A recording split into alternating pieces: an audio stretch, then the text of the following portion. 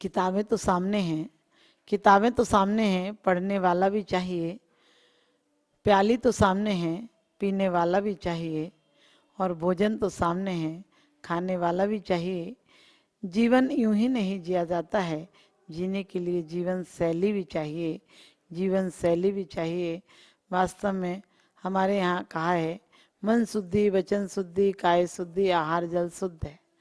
लेकिन मन शुद्धि का अर्थ इतना नहीं होता है कि आपने मन शुद्धि बोल दी और मन में शुद्धि हो गई। जब आप आहार देते हैं तो आपकी ऐसी मन शुद्धि होना चाहिए, कोई कसाय नहीं हो, कोई विकार नहीं हो। लेकिन आप जब मन शुद्धि बोल देते हैं, साधु के सामने मन शुद्धि बोल देते हैं और आपको एक गिलास देने ना मिले, सच बताना, आप वहीं क्रोधित ज्वालामुखी हो जाते हैं। आपकी मन शुद्धि गायब हो जाती है और मन तो मन वचन तक अशुद्ध हो जाता है। बोले तू ही दे ले, हम तो रहने ही देते हैं, आज के बाद हम चौके में ही नहीं आएंगे। सोचना तुम्हारे मन ने क्या संकल्प लिया। मन में ये सोचना चाहिए, हमने देख लिया, आंखें भी धन हो गई, हमने काम कर लिया तो हमारा शरीर धन हो गया। लेकिन नहीं, आदमी सोचता है मन शुद्धि वचन शुद्धि, वचन से लोग कुछ कुछ बातें करते रहेंगे। भोजन बनाते टाइम तो कुंद कुंद स्वामी कहते हैं, भोजन देने के बाद तो पात्र धन्य हो जाता है। दिनो हवे धन्नम पत्ता पत्तम किम बिहारे ने कह दिया, देने मात्र से धन हो जाता है। और कुंद कुंद स्वामी रहन सार में कहते हैं कि तुम मुनि को भोजन नहीं देते हो, भोजन के साथ साथ खुद की मुक्ति स्वीकार कर लेते हो। तुमसे एक ग्रास आहार देकर स्वयं का मोक्ष तैयार कर लेते हो, तो हम भोजन दें। उस समय क्यों कहा है कि नियम से निर्वाण प्राप्त होता है जो भोजन देता है, क्योंकि भोजन देने वाला ये परिणाम करता है कि वो दिन कब आए, साधु संत बन के विचरूं वो घड़ी कब आएगी, और क्या कर्म जब भोजन करूंगा वो घड़ी कब आएगी। वो देते टाइम ये सोचता है, ये विचार करता है, तब कहीं जाकर उसको मोक्ष की प्राप्ति, मोक्ष की प्रारंभिक भूमिका उसके जीवन में बनती है कि वो जब ये विचार करे कि मैं अभी आहार दे रहा हूँ, वो दिन कब आएगा जब मैं भी ऐसे ही आहार करूंगा। क्योंकि साधु आहार करते हैं, अंजलि में करते हैं, खड़े खड़े करते हैं, कितना बड़ा लॉजिक है कि उसके लिए बहुत जल्दी है मोक्ष जाने की। आप बैठकर भोजन करना भी स्वीकार नहीं, इतना भी प्रमाद, इतना भी समय व्यर्थ नहीं गंवाना है। जैसे आप कभी कभी बहुत जल्दी में होते हैं तो थोड़ा सा हाथ में लेकर खाकर चले जाते हैं। इसी प्रकार से संत को भी इतनी जल्दी है मोक्ष जाने की, आत्म उत्थान की, वो बैठ कर नहीं खाते हैं। तो आप जब मन शुद्धि बोलें तो अपने मन में कोई घर की चिंता, कोई विकार, कोई क्रोध, कोई आवेश नहीं आना चाहिए। कोई बनाने पर, देने पर, और नहीं कोई बात सुने आपकी, आपकी निंदा भी कर दे, आपको फटकार भी दे, निकाल भी दे, तो आपके मन में कलुषित भाव नहीं आना चाहिए। आपने वचन से शुद्धि बोली है। आप जब भोजन बनाएं तो आपके मन में यानी अंतरंग में भी कोई बात नहीं चले, क्योंकि बाहर से आदमी मौन हो जाता है, अंदर बातें चलती रहती हैं। चले अंदर कतरनी तो, चले अंदर कतरनी तो करे के हाथ की माला, और हमारी वासनाओं ने हमें बदनाम कर डाला, हमारी वासनाओं ने हमें बदनाम कर डाला। तो हम जब भोजन बनाते हैं उस टाइम वचन बिल्कुल अमर्यादित ना हो। ऐसे ना हो कि काम कसाय आदि को, क्रोध को बढ़ाने वाले हो, हंसी मजाक के ना हो, चुगली के ना हो, निंदा के ना हो। और कह दिया काया, काया सिर्फ नहाने से नहीं, आपके अंदर कोई विकारी चीजें, विकृत चीजें ना लगी हो, आप कोई ऐसी चीजों का इस्तेमाल ना करते हो जो जीव के हिंसा से बनी हो, जो जीव को मार कर बनी हो। आप भोजन बनाते टाइम आपके द्वारा किसी को मार दो, काट दो, ऐसे शब्द भी न निकले, क्योंकि इन शब्दों का भी जीवन पर बहुत प्रभाव पड़ता है। आपको कोई देखकर मुस्कुराकर आपसे जय जिनेंद्र कर लेता, आप खुश हो जाते हैं, और कोई आपको ना देखे तो आप नाराज और उदास हो जाते हैं। इसी प्रकार से आपके चौके में जितने लोग आते हैं, आप सबको बढ़िया से उन्हें आहार दिलाइए, और आहार दिलाएंगे तो वो धन्य होकर चले जाएंगे। और बड़ी अच्छी बात कही है कि मुनि का बचा हुआ भोजन जो आहार में शेष बचता है उस थाली में, उसको भी कोई श्रद्धा से लेता है, चाहे थोड़ी सी चीज ले ले, तो कहते हैं उसको भी निर्वाण की प्राप्ति होती है। क्योंकि वो परमाणु, वो विशुद्ध वर्गणाएं उस भोजन में भी आ जाती हैं, जिससे भोजन भी पवित्र हो जाता है और श्रावक का घर भी धन्य हो जाता है। जब भी आपने देखा होगा पंचाश्चारी की वर्षा होती है श्रावक के घर में, इसका मतलब है श्रावक का इतना तीव्र पुण्य होता है, क्योंकि वो जब पुण्य दे आपको भोजन देता है साधु को, तो ये सोचता है मैं साक्षात परमात्मा को भोजन दे रहा हूँ, क्योंकि भविष्य के परमात्मा हैं, इन्हें वर्तमान में भोजन दे रहा हूँ। और इसीलिए कुंद कुंद स्वामी ने गाथा में कहा है कि माता और पिता जैसे अपने गर्भस्थ शिशु की रक्षा करते हैं, यानी अपने से उत्पन्न बच्चे की माँ बाप रक्षा करते हैं। कब देना, कितना देना, किस प्रकृति में क्या देना, ऐसा भाव होना चाहिए। लेकिन आज हमारे ये भाव समाप्त हो गए, हम कहीं भी कुछ भी खा लेते हैं। आजकल लोग डोकला खाने लगे। डोकला मत खाना, तुम्हारे दिमाग को खोखला कर देगा। डोसा मत खाना, तुम्हारे दिमाग को भूसा कर देगा।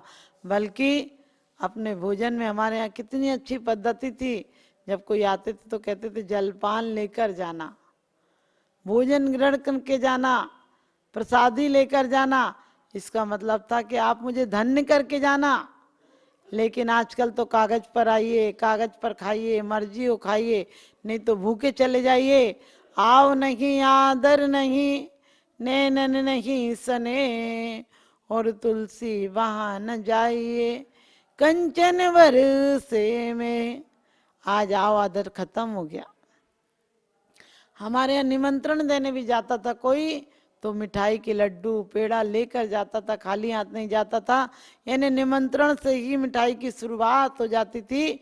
और उसके बाद जब कोई घर पर आता था तो मंगल कलश लेकर उसको कुछ पैसे डालता था आने वाला, और हम कितना मंगलाचार, कितना प्यारा अभिवादन करते थे कि कलश भी खाली नहीं होता था, पानी का कलश होता था, और उससे अभिवादन करते थे कि आओ आपका स्वागत है।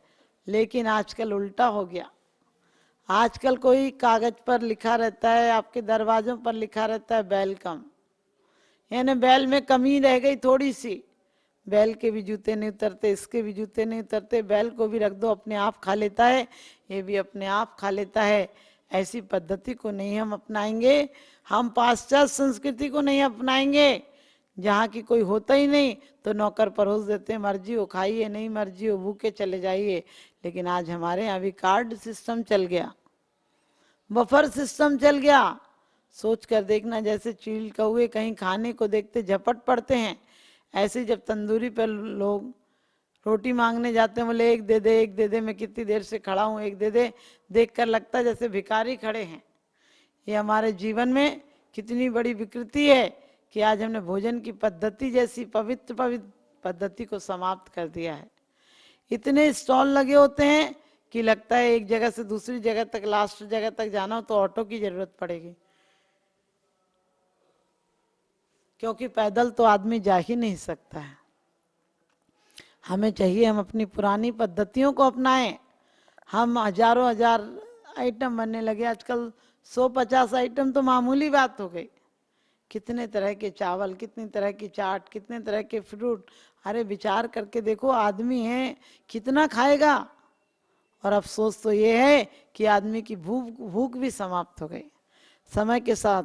आजकल लोग कहाँ खा पाते हैं अच्छे से, क्योंकि व्यायाम नहीं है, हंसी खुशी उल्लास नहीं है। और जब जो जितना व्यायाम करता है उसे उतनी अच्छी भूख लगती है, उतनी अच्छी निद्रा आती है। आज हमारे जीवन में से तीनों चीजें समाप्त हो गई। सम्यक व्यायाम समाप्त हो गया, सम्यक आहार समाप्त हो गया, और सम्यक निद्रा समाप्त हो गई। आजकल ना जाने कैसे वातावरण में जी रहे हैं लोग, ना जाने कैसे वातावरण में जी रहे हैं लोग। रात कटती जागरण में, दिन में सो रहे हैं लोग।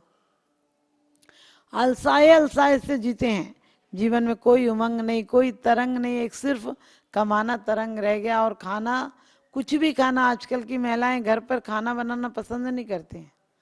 कोई जरा सा फंक्शन होता है, कोई जरा सा फंक्शन होता है, हम बाहर से भोजन मंगा लेते हैं। लेकिन विचार करके देखना, बाहर का भोजन वो आनंद नहीं देगा। आज की तारीख में आप ये पद्धतियां बदल दीजिए, घर में सब मिलकर भोजन बनाइए, और वो भोजन करने बैठोगे तो अपने आप लगेगा कि आप जैसे स्वर्ग का आनंद ले रहे हैं।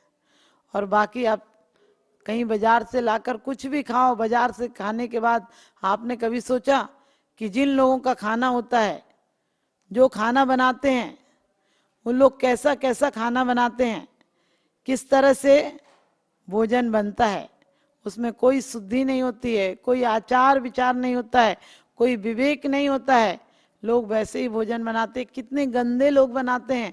आप कभी घर में हाथ लग जाए नीचे या किसी गंदगी में हाथ लग जाए, आप हाथ धोते हैं, गर्मी के दिन और उन्हें पसीना आ रहा हो तो बताओ वो पसीना को धो करके हाथ धोएंगे? वही पसीना छिड़क कर उन्हीं हाथों से खाना बना देंगे। यदि जुकाम है तो आप बताओ वो हाथ धोएंगे क्या? वह सब आपके खाने में चला जाता है। यदि मच्छर मक्खी आपकी सब्जी में गिर जाए आप उस सब्जी को अलग कर देते हैं। लेकिन आप जानते हैं जब बड़ी बड़ी दावतें होती हैं, रात को भोजन बनता है, कितने जीवाणु उसमें गिर जाते हैं लाइट के, और वो सब मसालों के तड़के में आपको समझ में नहीं आते हैं और वही आपके शरीर में जाकर विकृतियां पैदा करते हैं। तो अपने यहाँ कहा है 4 चीजों की शुद्धि रखो। चौका बोलते हैं, चौका यानी 4 चीजें शुद्ध हो। द्रव्य शुद्ध हो, क्षेत्र शुद्ध हो, काल शुद्ध हो। द्रव्य शुद्ध का भी कितना प्रभाव पड़ता है कि जैसा द्रव्य शुद्ध होगा वैसे ही आपके परिणामों पर असर पड़ेगा।